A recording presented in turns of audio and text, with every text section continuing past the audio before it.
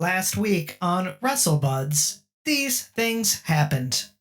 I need to find the page where I wrote down actors and wrestlers. 3 pages of notes from Halloween Havoc. Oof.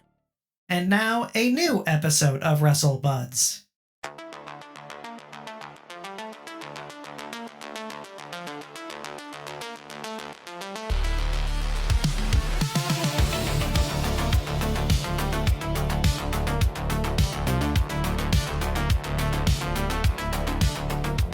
Hey friends, welcome to WrestleBuds at the corners of Wrestling Boulevard and Friendship Avenue. I'm Matt Elfring, and it's After Dark. It's After Dark. Hi, I'm Chris Hayner. Hi, Chris. I'm going to say that nice and cleanly. Hi, I'm Chris Hayner. If you're wondering, if you're listening to this or watching this, I guess, over on patreon.com/WrestleBuds, and you're wondering why I sound the way I do, I've been sick. Matt, you know, I'm a substitute teacher, and I moonlight as a substitute teacher. You are Bruce and Willis. Last week was the last week of school. Yeah, You're moonlighting. sure. Oh yeah, moonlighting. Yeah. Last week was the last week of school, and the kids on my last day gave me some awful cold. This is the most voice I've had in days. We actually didn't record last week because I was in a rough shape. So Matt, I thank you for being patient with me. You were sending me day by day voicemails, voice recordings of how you sounded. This is what I sound like today. One day was like, "Hey, this is Chris Hayner. I'm here. I just don't know if I can record today." Yeah, That's pretty much it. Now imagine my experience is I'm doing that all day long while mucus is also just falling from my face. But I'm on the upswing, you know. This is the best I've felt in a week. This is the best you've looked all week. Oh, thank you, Matt. Spoilers, before the episode, I said, "Hey, Matt, hold on a second. I look like trash, so I'm going to go get a baseball cap to cover up my messy hair." Chris, I'm and this sorry. is why you get my super cool $10 Amazon find. Ooh, boy. Speaking of ooh boy, we got a great episode here today. It's the first of the many Chris versus Matt debates where we have arguments or something. Is that what we're doing? We're arguing, right? The great, Bud Day. In as much as either of us, as much as we want to argue with each other, which is really not much. Not really you know? ever. But yeah, sure. We've been watching movies since we were kids, and we've been watching wrestling since we were kids. At least Since I was a kid. At least. Maybe before I was a kid. Potentially, I'm pretty sure I don't know about wrestling, but if I had to guess, my mother definitely watched a movie while I was in her stomach or in the womb. You know, so does that count as me watching a movie? Yeah. Like the first movie I went to was E.T. in the theater. I was like 4 months old. Yeah. My mom didn't do that. My mother respects people at the movie theater. That's terrible. My parents had a list. 4-month-old child to see E.T. The first year, my parents took me to Tron, and they took me to all these amazing movies. And I'm just like, That's you took a awesome. baby. Do you remember your first concrete movie theater memory experience? This is going to be weird because I know 1,000,000% it's not my first movie experience, but I was in Tampa Bay, and I saw shout out. I was in Seminole County, and my grandparents took me to see Ghostbusters. That's not 2. Tampa Bay, but go on. Well, I was in Seminole Tampa County. Bay is not. No. Oh, too hot to handle, too cold to hold. Yes. Ghostbusters 2 is what I saw with my great grandparents. Flew into Tampa Bay, but that's Tampa Bay is right next to Seminole County, isn't it? Yeah. Oh yeah. Yeah. So and Pasco. They were kind of we're Hillsborough County around here. They're kind of I think it was near Clearwater they lived. I forget. It was a long time ago. Clearwater, the home of Scientology. The home of Hulk Hogan's I Love This Bar and Grill. Beach shop. Oh, I thought it was I Love This Bar and Grill.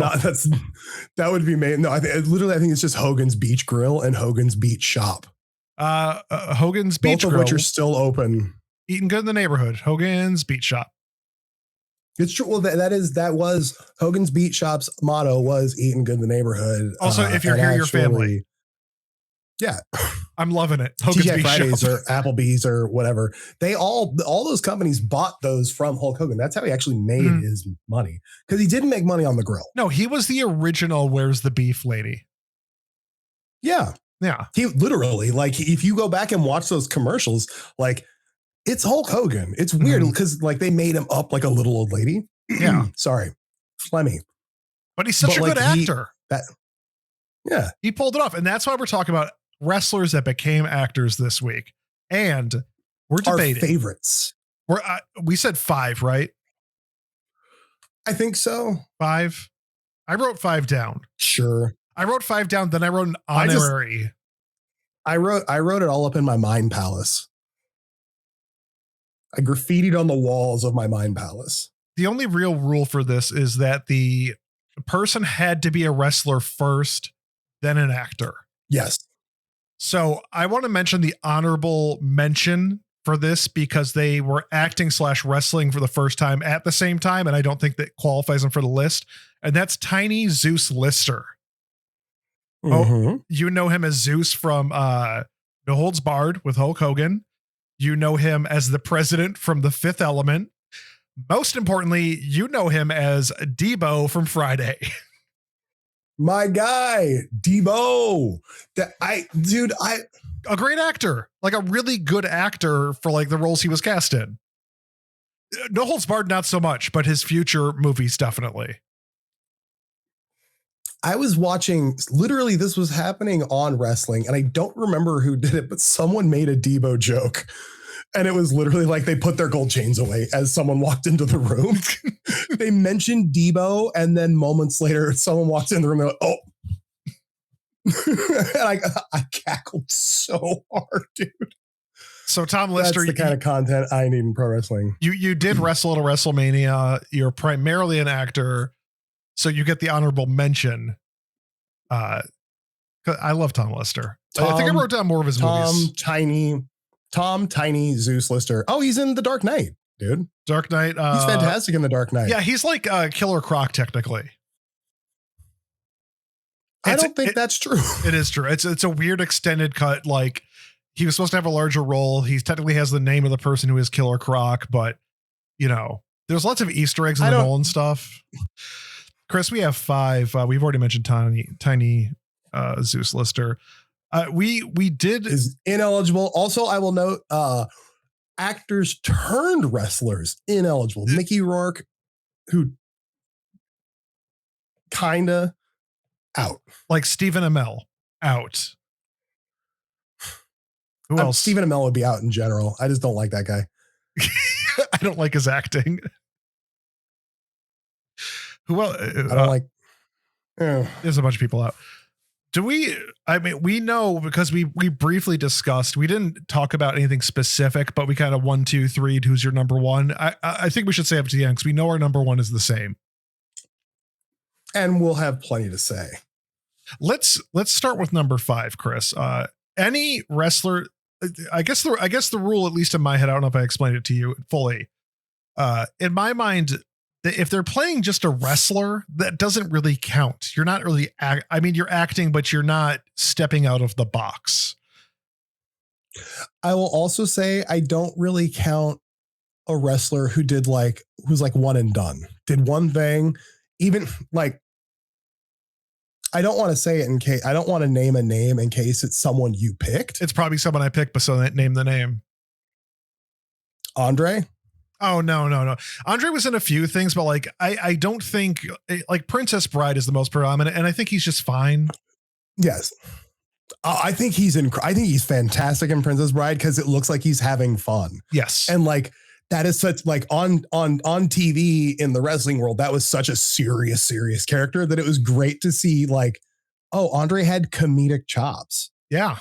And like, he's up there having fun with Wallace Shawn and Mandy Patinkin, like having a good time. Like that's tight. But yeah, he's on my list. But who is your number 5, Matt? Chris, here we go. Number 5, none other than Roddy Piper. Okay. So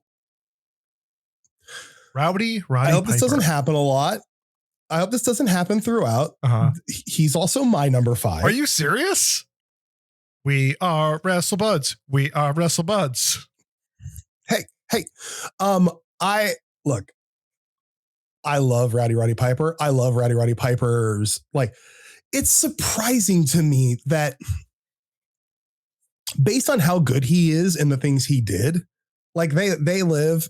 I freaking love They Live. He's legitimately, like, if you told you never, like, if I watch They Live and you told me that guy's just an actor, I'd be like, yeah, hell yeah, he is. Like, he's a perfect actor for that action sci-fi movie.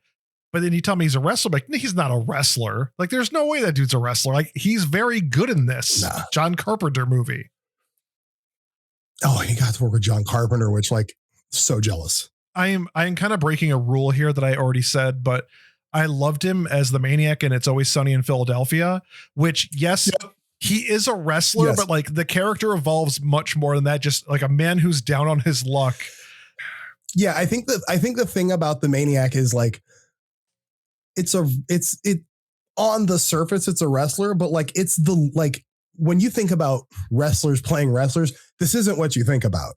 No, he never wrestles. You think about someone basically transforming their in-ring persona into a version of that for the thing.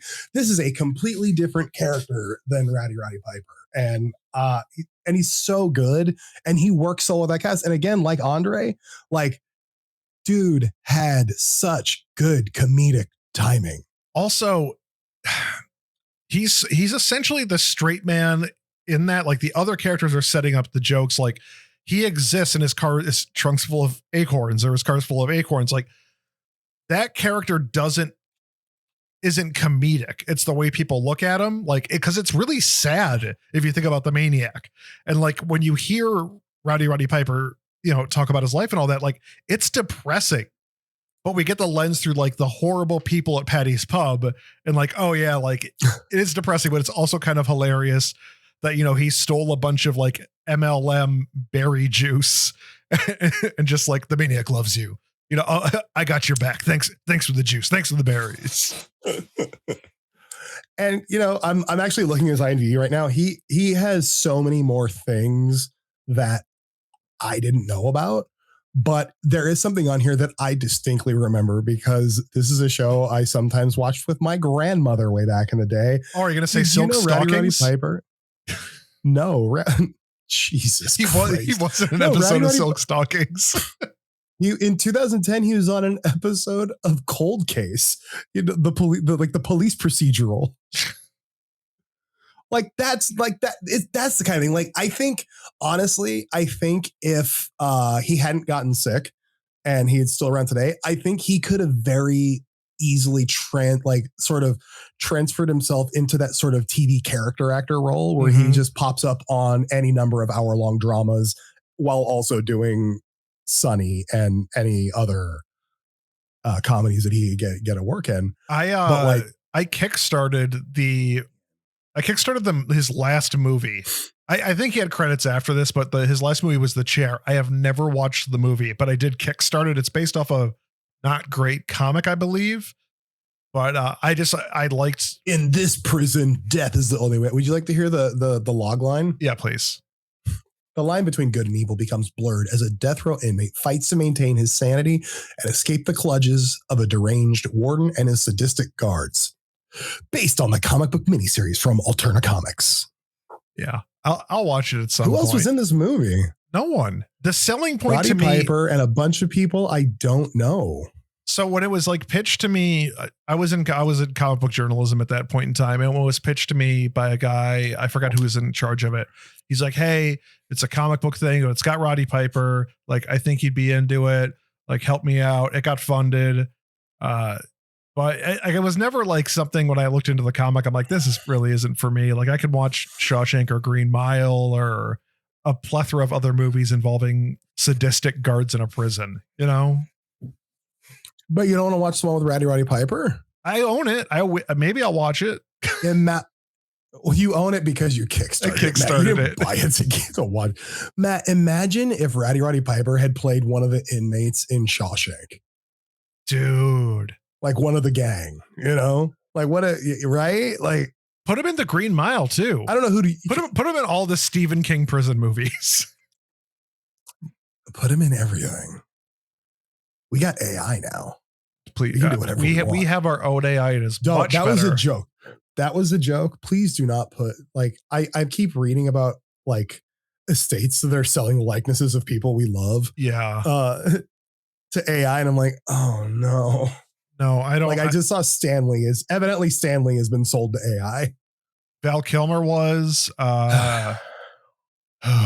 Luckily, we have Raceler, and Raceler can't be sold to anybody but us if we buy it from ourselves. But if someone wants to make us an offer, hey, we put a lot of work into Raceler. And Chris, let's go to our number 4s. I want you to tell me your number 4. All right, Matt. My number 4. I'll just go ahead and say it. My number 4 is Adam Edge Copeland. Chris, we are WrestleBuds. My number 4 is Adam Copeland. No way, really? It is. Chris, we might have the same list. There's a good chance we might have the same list. I hope we don't. So my first exposure to Edge as an actor was do you remember Haven, the sci-fi series that shot in Nova Scotia? I saw a little bit of it, but he was on that, and I thought to myself, this is fine. I think I interviewed him for it because like they were like, you like wrestling? Do you want to talk to the wrestler guy about our show? And also he got Christian a role on that show, I believe. Mm-hmm. I think. But no, where it really came for me was I was and remain a massive fan of History Channel series called Vikings. It's wonderful. Solely written by one incredibly smart human named Michael Hurst, who somehow managed to keep all that stuff in his brain for those years. And he joined later in the series as a Viking named Kettle Flatnose because he had a flat nose. It was a beautiful prosthetic. I was really surprised because when you think of Edge, think of Adam Copeland. It's a very like, as much as he's like the dirty rated R superstar, he's goofy. He's a very clean presenting person who does comedies. Like he's very light. This was a dark, sad role. He's just covered in dirt. His hair is all matte. Like it looks like it was like a nightmare to shoot, but like the best kind of nightmare to, where it's going to work out in the end. And it does. He's fantastic on that show. Adam and Smasher. Having talked to him about it, he's proud of the work he did on that show. Yeah. Adam Smasher. That's right. He's a part of the Arrowverse, which is he was also I think he was on an episode of The Flash too. He's a very good fit for the CW shows, but like Vikings is what for me solidified him as like, oh, this guy's got the chops. Yeah, he could like honestly him right now. I think he'd make a really good like CW dad, but the CW doesn't exist anymore in the way it did then. Now it's all like bot shows and NASCAR racing. Don't watch watch NXT. So I guess watch the CW. The CW verse stuff is as annoying as it got at times. Like I kind of miss the DC CW stuff. I miss it. I don't miss the death threats I got. I don't miss the people calling my bosses. Literally, someone didn't write like something I wrote about the Flash one time and called the corporate offices that owned the outlet I worked for to have me fired. So someone from HR had to be like, what is this? I was like, bro, I don't know. Like, and they're like, I was like, am I fired? They're like, no, like,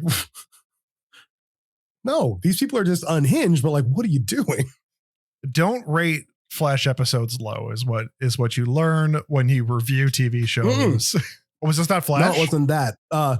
No, this was Flash. It wasn't rating it low. It was likening Barry and Iris being together to incest because they were raised as brother and sister. It kind of is at that point. And then they got married and had a kid named Nora, who like was a Flash in the future or something. Anyways, that's neither here nor there. But yeah, I absolutely love Adam Copeland. I want to see more Adam Copeland and stuff aside from AEW, outside of AEW, I should say. Yes. Matt. Yeah. Who you got at number 3? All right. We've had I think we're going to, before we get to our number 1, we're going to talk about people that shouldn't have been on this list. And here's the reasons why, because I think there's going to be a couple of omissions that people are going to be like, why isn't this person on here? My number 3 almost fits into this category. And, because they play a lot of the same character a lot, but I think they're legitimately a good actor on a good role. And that's John Cena. John Cena is your number 3. Yeah, man, that we're not matching, but I will say this, John Cena is my number 2. Ooh. So we should probably just talk it out right now. Okay. I think John Cena is, it's your number 3. You go ahead. Okay. You lead the way. You introduced it.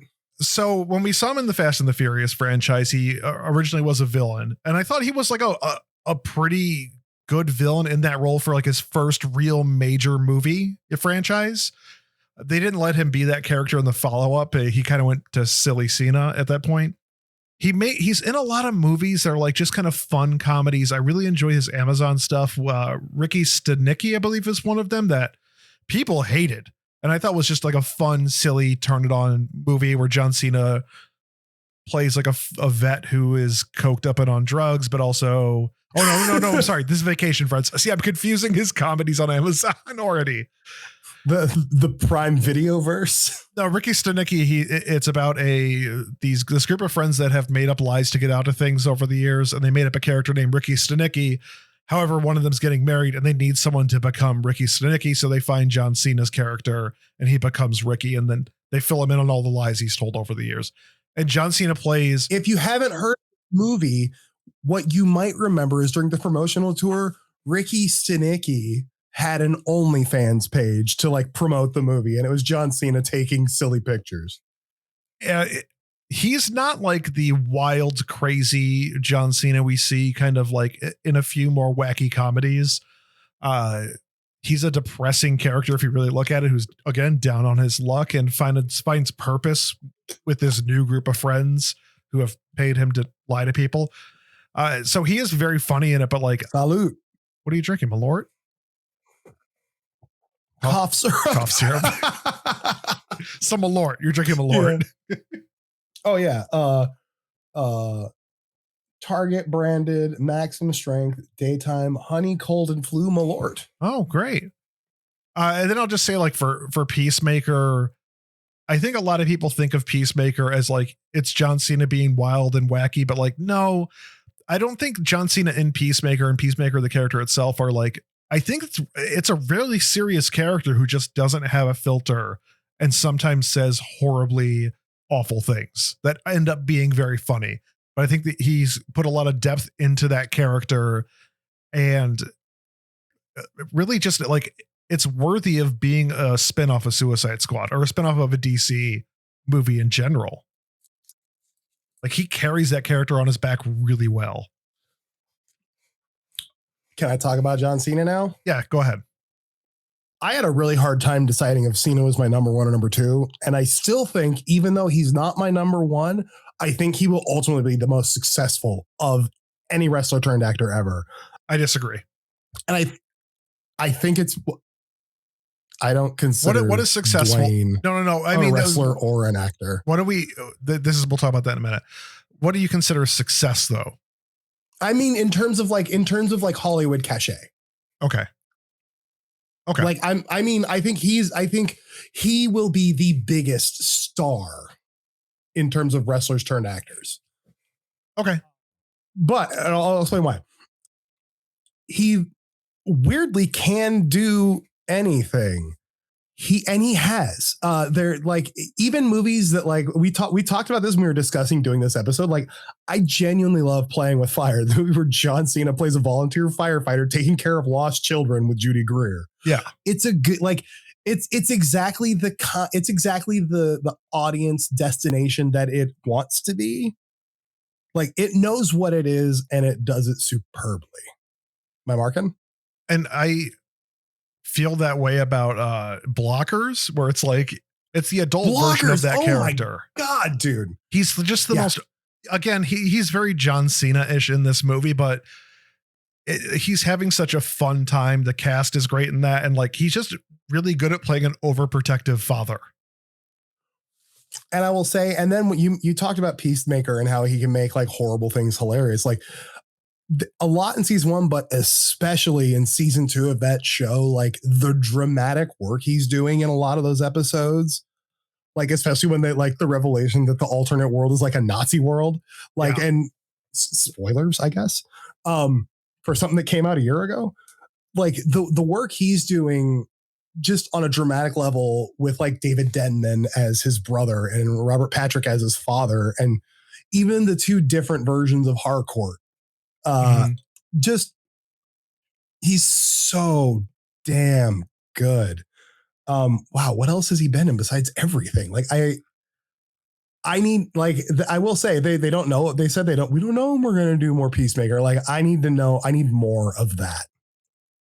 I think I also liked both of his turns in Fast and Furious. I like Angry Brother Jacob, but like, that's a very, like, it's common for this to happen. And this is sort of how Fast and Furious is built. Yeah. You're a villain for a movie, and then you're on the team in the next movie. So like Jason Momoa is like cutting them all to pieces. But when they make Fast Furious 11, and they will, I know they're telling you that F10 is the last one.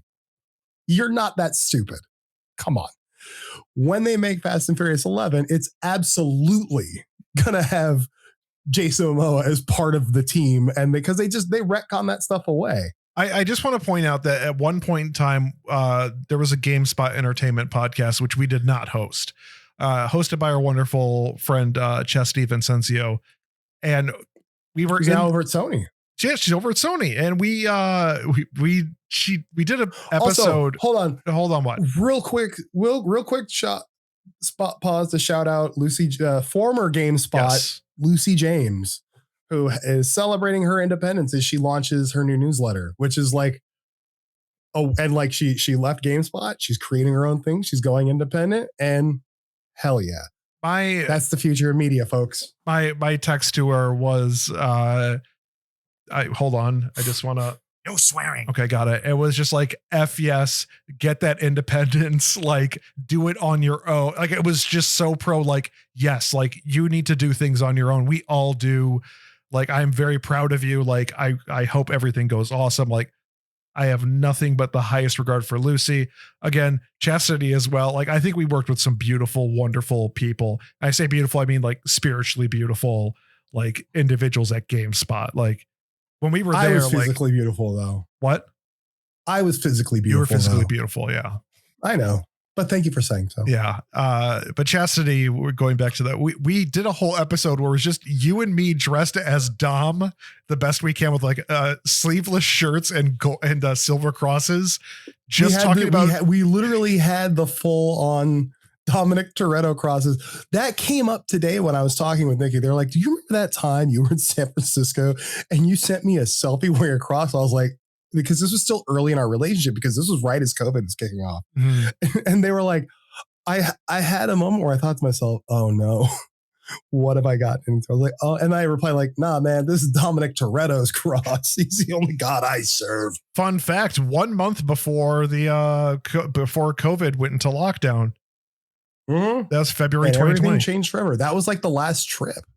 And like I said, we just did a whole episode talking about Fast and the Furious and our love for the franchise, which comes off comedic, but like we both are huge fans of the series. We also did a video where we talked about basically like theories for how Han was coming back. And that's when you realize that I can't remember lines. Like I'm very good at talking as I stumbled across that sentence. I'm good at podcasting. You've done good talk. Good talk. I used to do a lot of voiceover for GameSpot videos, but you put me in front of the camera, I cannot remember the lines. We had a teleprompter. I couldn't read it. There was, I kept looking at myself in the monitor. It's too much for me. I'm not good at being on camera, having to read a script. That's the issue.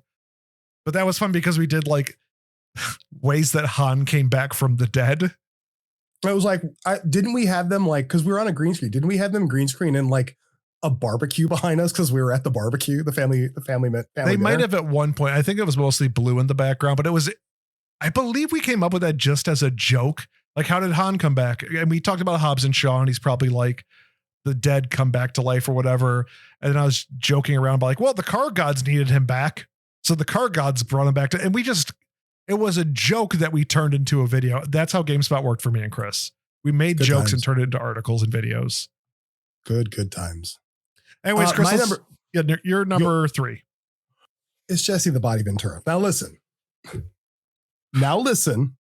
Wait, is that your number 2? No. Okay. Now listen. Jesse the Body Ventura. When you think of him now, you think of the conspiracy theorist governor, like talking about chemtrails and all this sort of stuff. Jesse the Body Ventura in Predator, fantastic. Jesse the Body Ventura is in Demolition Man. He's in The Running Man. Like, Jesse the Body Ventura is in so many of the formative movies of my life. And he's so fun as what he is in them. I love Jesse the Body Ventura in movies. I wish he was in more movies now. I don't know if I would like them. I don't know what kind of movies he would choose now. But just when I think of Jesse the Body Ventura, I have 2 pictures in my mind. The first, it's like a pink boa, big sunglasses, and like the do-rag. You know what I mean? The second is that hat with the snake skin wrapped around it. Like from Predator. Like, that's Jesse Ventura to me. And he's so good and entertaining. Chris, he didn't make my list, and I'll explain why. It's mainly, to me, I really enjoy Jesse Ventura as an actor. He didn't make my list. He's like he would have been a 6 for me, but it's mainly because he plays Predator. He's kind of really tapping into his military, which I thought was cool. With Running Man, he's tapping into his wrestling, obviously. Yeah. I didn't feel there was enough depth for me going outside of who he is previously to be on the list. That was my reasoning. While I would normally agree with you, I must point out again, he is in Demolition Man, the greatest movie of all time. So, you know. Chris, it's me, Messy Ventura. Oh, hey, Jess, Messy. Messy, I just want to thank you for putting me on your list. It really means a lot to me. Oh, I'm so sorry. I put Jesse Ventura on the list. Oh no, yeah. Hold on, I spilled spaghetti on my pants. Just give me a second. Not again. I'm in an Italian restaurant, and I keep spilling all of this spaghetti marinara on my pants, and I really think that the government's trying to keep me from speaking my mind about doing a sequel to the reboot of The Running Man. Like with Glenn Powell? Who would you play in it? I would play Captain Commando. Okay. I'll be honest with you. The Capcom game Captain Commando, which takes place in the future of Metro City, where Final Fight happens, and I would have the glasses on and the bleach blonde hair and the robotic suit, and I would be shooting bad guys in Metro City. And hold on, I just spilled marinara on my sauce, my pants again. Wait. Hey, Antonio, can you bring me more? Bring me another plate of spaghetti. Okay. Sorry about that. But without sauce, maybe, because it seems like you spilled enough sauce that you could just use that. I really can't eat spaghetti without the sauce on it. I feel like it just gets a little, it dries out a little bit too much. I don't want a lot of butter on it. I was going to say, have you tried butter? Because I love butter noodles. What happened? Matt, I lost you for a second. Do you know? Okay, so we're talking about Jesse the Body Ventura. Yeah, he didn't make my list. Yeah, do you know who Messy Ventura is? What?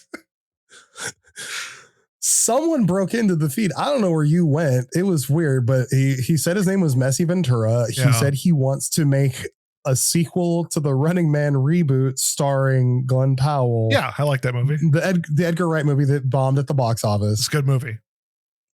Haven't seen it. which is weird. I remember when I used to like line up for Edgar Wright, but then I just lost track of this one. Chris, I just want to say something really quick. Fun fact, that Running Man remake is a lot more like the book, and that's why people hated it, because they didn't know it was a book. Oh. By Richard Bachman, a.k.a. Stephen King. I still want to see it. It's good. But he kept spilling marinara sauce all over his pants and Really? ordering more, which is weird. I don't know why he would need more. I don't know. He's irresponsible if you ask me. But yeah, that was Messy the filthy body Ventura, I guess. Just he's gone. Jesse Ventura with marinara on his pants. Yep. So Matt, we know who my number 2 is. It's the greatest of all time, John Cena. Who is your number 2? I'll be honest with I fear who you're going to say, because I can only think of one person this would be, and I wildly disagree. Okay, who do you think it is? If you say Dwayne The Rock Johnson. Oh, Chris. Oh, no. Oh, Chris. My number 2 is Kevin Nash. Yo, he was so close to making my top 5. Kevin Nash, very great comedic timing in The Longest Yard. He's a great. I'm in that movie. That's right. We talked about this on the old show. I will, however, also always show love to Kevin Nash for he's great in the Magic Mike stuff. Yeah. But also he did a hair versus hair mask versus Chris Jericho to get his head shaved so he could go play the Russian in that Daredevil movie that like. Not a Daredevil movie, Punisher. No, Punisher movie. The Punisher movie. That's right. He was in the Punisher movie as the Russian. And like, I liked Thomas Jane Punisher as a movie. Yeah. I didn't like John Travolta as the villain, but that's neither here nor there. He was great in John Wick 1. It was a limited spot, but he was fantastic. Yeah. However, his most important role, my favorite role that he ever did was Detroiters. Oh, Chris, hold on. Really? Great in Detroiters. Like all this, like, yeah. Big Hank. He was Big Hank, lost his marbles. Like he fit in so well. You're forgetting his most known role. What am I forgetting, Chris? Kevin Nash is the Super Shredder in Teenage Mutant Ninja Turtles 2: The Secret of the Ooze. I don't count that. I do count that because I have interviewed Kevin Nash as an actor and we spoke about that movie and that experience. He considered a role. I considered a role. Okay. Well, if Kevin Nash considered it a role, I will take it. Spoilers. The costume was so incredibly heavy that they had to have a pickup truck there so he could sit down on the tailgate in between takes. But my favorite role of his is Detroiters by far. He's really good on that. He's really, really good. And also, like, that reminds me, the reason I was interviewing him as an actor, he did a season as on like a BritBox TV show, like a BritBox comedy, and where it was like set in an American, like a British couple moves to like an American trailer park or something. It was something along those lines. He was so funny in that. I think he has enough depth and chops to do multiple types of roles. I think he can do drama. He's never technically really, really done action. I mean, he was in John Wick, but I think he could do it all. But what are also, you talking about, Matt? He was the Super Shredder in Ninja Turtles 2: The Secret of the Ooze. Okay, but yeah, he's like a strong number 2 for me personally. Yeah. Agreed. Chris, let's talk about people we did not put on this list and the reasons, because we both know our number 1s are the same. Yeah. I didn't include Hulk Hogan because Hulk Hogan was a gimmick actor at best, like Suburban Commando, Mr. Nanny. Like, these are the same types of movies Goldberg made. I also didn't put Goldberg on the list. He plays Hulk Hogan in every movie. Like, for me, in order to be a successful actor, you need to be able to disappear. I shouldn't see Hulk Hogan. I shouldn't see Goldberg. I shouldn't see Kane.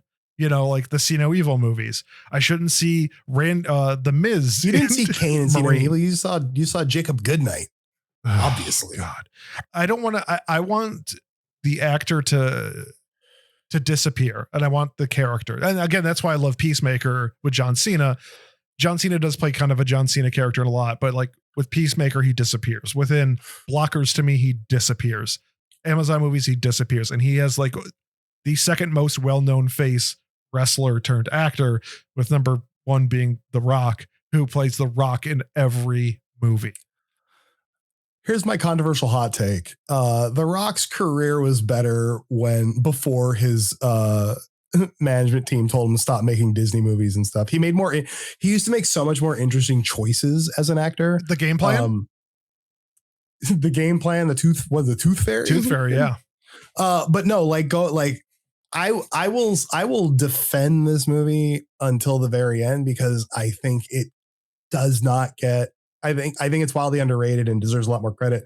He's excellent in Southland Tales. Yeah, that's the director I don't care for. So he plays Kane Jericho is his name, or Jericho Kane, right? Let me make sure. Jericho Kane is the name. Oh no, I think Jericho Kane was a role Arnold Schwarzenegger played in a movie that they talked about on Raw, maybe. Oh, Boxer Santaros is who he plays. I mean, he also did that A24 film last year, The Smashing Machine. Oh, The Smashing Machine. I didn't see it though. But listen. It was supposed to be his like shot at an Oscar, and it was not good. I enjoy a Dwayne Johnson movie. I like watching him and Kevin Hart, but like he's not great. I'm glad you noted that. I think Central Intelligence with Kevin Hart is really good. Yes. I'm wondering if that's the last time I truly enjoyed a Dwayne "The Rock" Johnson.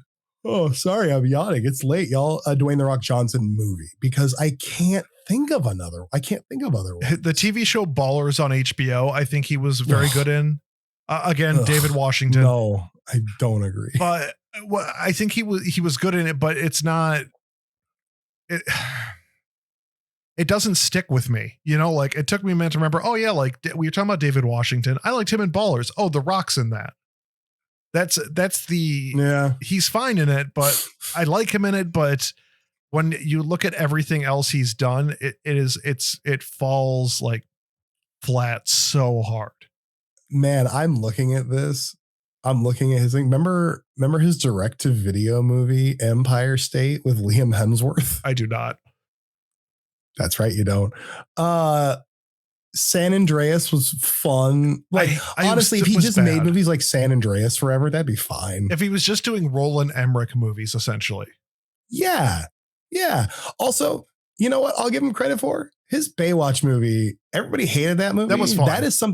That is something we rewatch in this house at least once a year, because it is a very funny movie, and him and Zac Efron play well together. Also, I just want to throw this out there. Zac Efron, I've never seen the High School Musicals. I really enjoyed the Zac Efron comedies a lot. Yeah, agreed. He's really good in the Neighbors movies. I really enjoy the Neighbors movies. He's also very good in, God, what's that movie about? Mike and Dave need wedding dates or something? Yep. I really enjoy him in that. Also, shout out to wrestling. He's really good in the Iron Claw.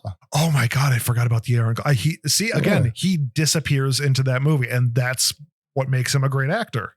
Yeah. Let's see. But we got to look at the lowlights. Rampage is terrible.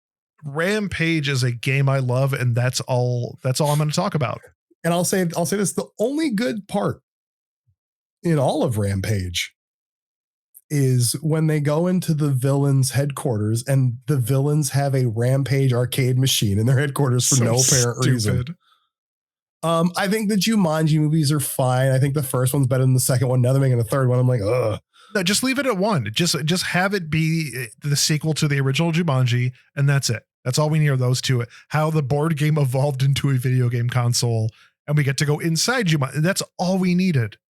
It's all we needed. Jungle Cruise? No. Matt, you know me. I'm a Disney theme park dork. You are. Jungle Cruise is rough. Did you ever see The Other Guys? the other guys, starring Will Ferrell and Marky Mark Wahlberg. Chris, you have no. It stars Samuel L. Jackson and Dwayne Johnson. Yes, like aim for the bushes. The entire first 10 minutes of the movie looks like it's going to be a movie about Dwayne Johnson, Samuel Jackson, until they jump off a building together to save the day and just splatter on the ground. And now it's about Mark Wahlberg and Will Ferrell. It is great. Gator. Oh man, that brings us to our favorite. Oh wait, I'm sorry, I have one more. No more rock talk. No, he's in Rock Doom, Dog. Here we go. Which is like Doom is a fun bad movie. Yes, but no, the last one I'll touch on, and then I promise we can move forward. Wait, he evidently has a documentary called "Rock and a Hard Place." I just want you to know that, Matt. He has a documentary called "Rock and a Hard Place." I don't know what it's about. I don't care. Skyscraper. There like in the lead up to Skyscraper, Dwayne Johnson would constantly like blow himself about like being, this is like, I'm making this movie, this project. It's an original idea. It's like, those are really hard to do. You know, everything's a property now. Everything's a franchise. This is an original action idea we're doing. It's the blandest, worst, diehard also ran that I've ever seen.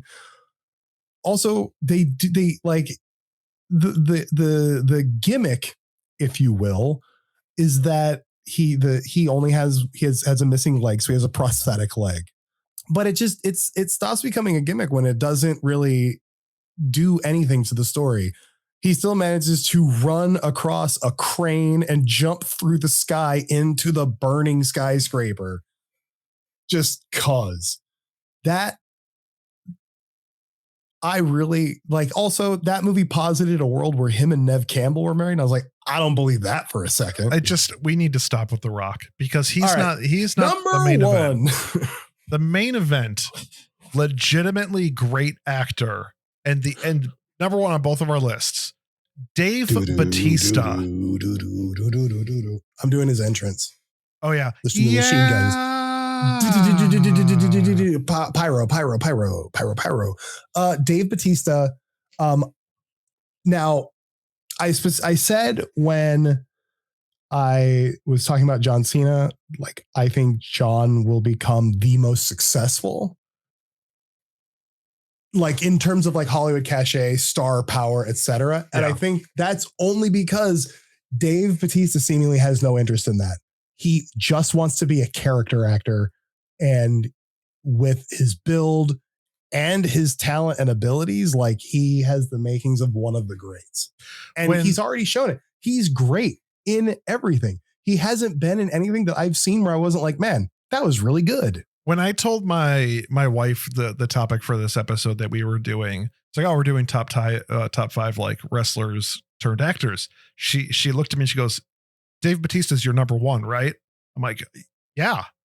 Like, Knock at the Cabin Door, a M. Night Shyamalan movie, which I think deserves more credit than it gets. It's a fine movie, but Bautista is so goddamn good in that.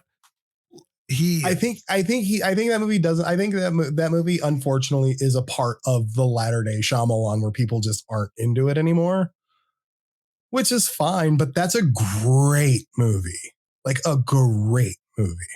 Obviously, Guardians of the Galaxy. That's the kind of the Rock turn where it's like, oh, he's going to play the funny guy. He's fantastic as Drax. I don't want to pull that down a peg or anything. Hotel Artemis, fantastic. Recently. Did you see a little movie called Wrecking Crew with Dave Bautista and Jason Momoa on Amazon? Matt, you tell me about these Amazon movies that I don't think are real. I no longer have Amazon Prime or anything, but Wrecking Crew is wonderful. It is just Dave Bautista's like ex-military. His quote unquote brother, Jason Momoa, is this kind of nomad, ex-cop. They have to get together for their father's funeral. It's like a good mystery action movie, and Bautista and Momoa going off of each other, straight man and jokester. It's a fantastic dynamic where neither one of them is stealing the show because they both bring so much wonderfulness to their roles. Mm-hmm. But Bautista is just like I said, if he disappears into every character he's playing, and that's what I want to see. And I love Batista as a wrestler, but it's not Batista as a wrestler when I watch his movies. It's the character he's playing. Mm-hmm. 100%. He's been in so many things that like it's hard to narrow it down. So I'm not going to talk about any of the Marvel stuff because it's great. He's great in it. He's one of the standouts. He is the perfect distillation of that character. Yes. And he's also, I would argue, the perfect distillation of that universe. Mm-hmm. Something in the last couple of years that I want to shout out. Have you seen The Last Showgirl? The Paul Verhoeven movie? No, the Gia Coppola movie starring, not Showgirls, Matt. The Last Showgirl. Sorry, that took me so long.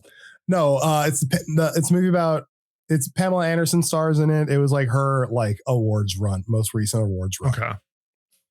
Batista plays like a manager at like a Vegas review, and he's so good in this. Like, this is not. I want to be careful what I say here because like this is not the type of movies Dave Batista is normally, and this is a very serious movie. And that's not to say he doesn't make serious movies. But when I think of something like Dune, or he was great in Blade Runner 2049, a movie I didn't like. I forgot both of those movies again. Like, I really loved him in those parts. God, man. See, he's great in those, but those are parts where he's having to find his space in a gigantic blockbuster. This is not a big blockbuster. This is a small budget, basically indie. And he's so great. He's just great. Again, much like Hotel Artemis, same thing. It's a small budget movie, and he's putting the chops to use. We're not talking about the chops to the chest. Also, did you know he's in 2 Escape Plan movies? And did you know there's more than 2 Escape Plan movies? I think there's 4 of them, if I remember. But not in a cabin. Only Glass 2 of them Onion's have great. Sylvester Stallone in them. I think it's just the first 2. Glass Onion, I think, is inferior to Knives Out in so many ways, but like he is excellent in Glass Onion. As one of the disruptors. Like he plays like, and you don't see this in any of this other work, I don't think, but like he plays like the alpha male podcaster, like egomaniac so well. Like, because it seems so unlike him. Exactly. Here's one. Did you see Stuber? No. Do you know what Stuber is? Oh wait, that's Kamal Nanjiani. Him and Kumail, yeah. Him and Kumail. Kumail plays an Uber driver named Stu. Dave Batista plays an old cop who's lost his glasses, so he can't see. I have seen this. Yes. He has Stu driving him around the city. It's a very silly thing, but also he does something that we don't really see the other wrestlers turned actors do. He's specifically playing old. He's playing Dave Batista old, but he's playing an older man who's like nearing the end of his career. His daughter's an adult. Like it's a really interesting thing to see him do. Unfortunately, he is also in Zack Snyder's Army of the Dead. Yeah. It's a terrible movie. The Rock had a couple of winners and a lot of losers. But here's the thing: Batista chances. Has a lot of winners and only a couple of losers. He takes chances. He takes something away. Yes. So I'm looking at his upcoming things that he's working on now. Roadhouse 2. Okay, so the Amazon Roadhouse remake understands how silly the original Roadhouse is through today's lens, and just kind of ups the ante. And I think the remake of Roadhouse is incredibly fun. 100%. And that's what this is a sequel to. It's not a sequel to the original. And he's also in the Highlander movie that's coming out from Chad Stahelski, the John Wick guy. Wonderful. I will watch the hell out of that. But also, I just want to point out, we mentioned another movie with a wrestler in it, Roadhouse, Terry Funk. Wow. Great call, Matt. Yeah. Terry Funk's really good in that. Yeah. Again, I couldn't put him on the list because he didn't have enough roles, or he didn't one up anybody on my list. That's just, I'll also say we mentioned Adam Edge Copeland being in the Arrowverse. Batista did an episode of Smallville. Really? Way back when Smallville was a thing. Remember Smallville? I was thinking about earlier when we were talking, because we were talking about Legends of Tomorrow. I remember there was a Mr. Mixia-Splitlick episode of Smallville, and they completely like screwed the character over. Like they just didn't capture the essence of how weird that fifth dimension imp is. Oh my gosh. I absolutely forgot about the fact. Hold on. Dave Bautista's in. I forgot that he's in the What We Do in the Shadows verse. I'm only on season 2. I'm so far back on that show. I know it's what, 6 seasons ago, 7, something like that. He's in the episode that has all of the vampires. That's a season 2, like episode 1 or something, isn't it? Or season 1, episode 7. Oh, so it's the tail end of it's like the finale of the first season. It's like the Court of Vampires or whatever. But he's one of the people that is like interrogating them. And again, I love the decisions he makes. Also, he might be the only person on this list who has 2 theme park rides, Matt. Guardians of the Galaxy and Guardians of the Galaxy Mission Breakout at Disney California Adventure, and Guardians of the Galaxy Cosmic Rewind at Epcot at Walt Disney World, Florida. Good for him. You know what? Like, out of all the actors or wrestlers turned actors, like, to me, John Cena could be in contention with this. Dave Bautista will win awards. Like, to me, if he keeps up what he's doing, he will win awards as an actor. I don't think there's anybody else on this list. Maybe John Cena, that could win awards for acting. He won the Action on Film International Film Festival Award for Performer of the Year in 2011. He was nominated. He was nominated by the Critics' Choice for Knock at the Cabin, which is cool. That's a pretty big deal. He was also nominated by the Fangoria Chainsaw Awards for Knock at the Cabin. That's way cooler. And I'm in the Critics' Choice Association, and I'm like, yo, with the Fangoria Chainsaw Awards, let's go. For a horror movie that people passed over. So good. Because M. Night Shyamalan was attached, and what was that? Was it Glass was the last of those movies that he did? His superhero verse? Oh, yeah, he did. It was the first one, and then it was the second one, and then it was Glass. I don't remember any. Glass is terrible. So Split's the good one. So good. I mean, and that's all James McAvoy. Yes, and Unbreakable is wonderful too. But that was during the time where everybody's like, he just does twists at the end. You know, I think Unbreakable is not as good as we remember it being. We're going to have a talk just like that in a Patreon only episode where we talk about Mortal Kombat 2, because that's a point I'm going to bring up. And the only way to listen to that is to be a paid subscriber to patreon.com/WrestleBuds, where we have a plethora of content. Let's talk about it, Matt. If you go over to patreon.com/WrestleBuds and sign up for the free tier, what are you getting? Well, you're getting the WrestleBuds Wrestle Federation. You're getting the free tier as well if you subscribe. No, that's what I'm saying. This is on the free tier. Free tier. Oh, yes. You're also getting the podcast, obviously. Yeah, obviously. Like, let's not be crazy here.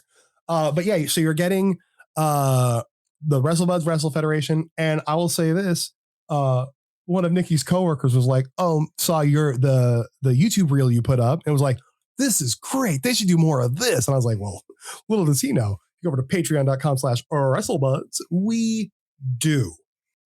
If you upgrade yourself to the $6 Wrestle Buddies tier, you get extended audio, you get the video podcast, you still get all the stuff that's on the free. So you get the WrestleBuds Wrestle Federation, and you get post shows like what we're going to be talking about here after we wrap up this episode, a little late review of Mortal Kombat 2. Also, WrestleBuds Wrestle Federation, as a joke, I made a joke that we should do PLEs. There are going to be pay-per-views, which will be in the Wrestle Buddies tier. And maybe you want to watch the WrestleBuds Wrestle Federation, but maybe Patreon just isn't your thing. Maybe we'll have to put select episodes over on youtube.com/WrestleBuds. Oh yeah, that's it. At current, we've posted our first video. It is my coffee journey with Seth Rollins and Becky Lynch and Baron Corbin, none of whom are in the video. But yeah, so subscribe there, subscribe over at Patreon for free. Like and subscribe and review on Apple and all the things. It all helps. Basically, we love doing this. We just want to make sure people can find it. And that's it for this week. We will see you next week where we... Thank you, Matt. You're the best. You're the best. Please clap. Don't lie. Dang it. I tried to call it. All Bye, right. everybody. Bye.